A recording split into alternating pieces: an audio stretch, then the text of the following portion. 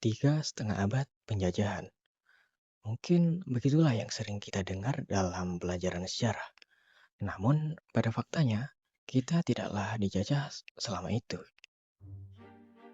Awalnya, yang datang itu bukan pemerintah Belanda, melainkan VOC, sebuah perusahaan dagang yang didirikan pada tahun 1602.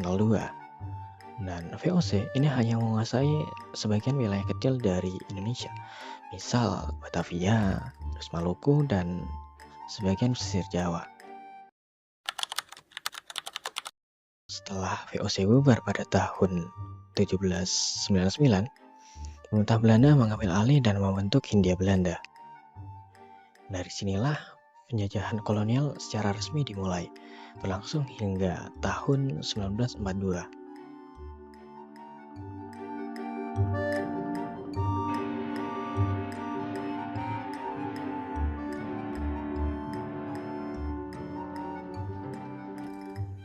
Tanah ini sudah tidak lagi sepantasnya dipimpin oleh negeri Belanda.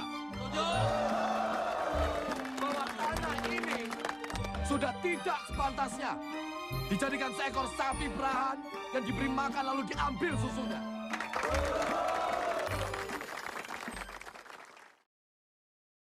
Perlawanan fisik menjadi bentuk nyata keberanian masyarakat dalam melawan penindasan. Di Jawa, Sumatera, hingga Maluku, semangat itu menyala tanpa padam. Pangeran Diponegoro dari Yogyakarta bangkit karena tanah leluhurnya dicaplok oleh kepentingan Belanda. Ia memimpin rakyat dengan keyakinan bahwa melawan ketidakadilan adalah suatu kewajiban.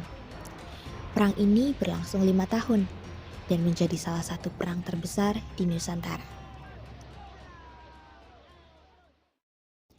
Di ujung barat Nusantara, rakyat Aceh berjuang mempertahankan kedaulatan. Cut Nyak-Dien, Tengku Umar, dan ribuan pejuang lain bertempur dalam perang panjang melawan Belanda. Bagi mereka, perjuangan bukan sekedar politik, tapi juga keyakinan dan harga diri. Di Banten, suara perlawanan datang dari rakyat kecil.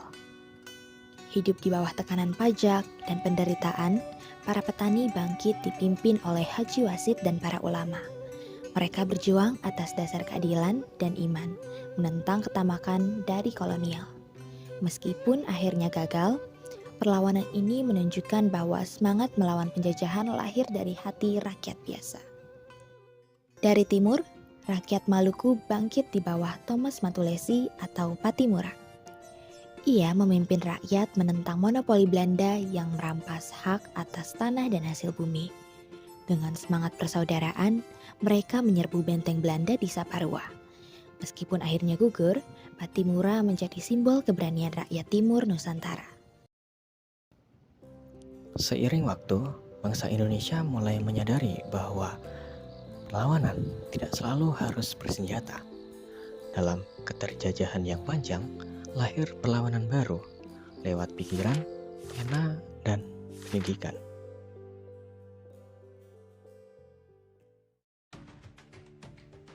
Ki Hajar Dewantara mendirikan Taman Siswa pada tahun 1922, menanamkan semangat kemerdekaan melalui pendidikan. Cokro Aminoto dengan Sarekat Islamnya membangkitkan kesadaran politik rakyat. Sementara R.A. Kartini menulis gagasan tentang keadilan dan martabat perempuan Indonesia.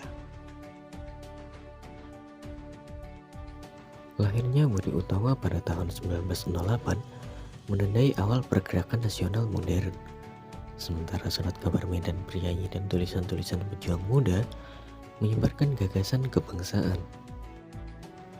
Dari pena lahir kekuatan baru, kesadaran bahwa bangsa ini berhak menentukan nasibnya sendiri.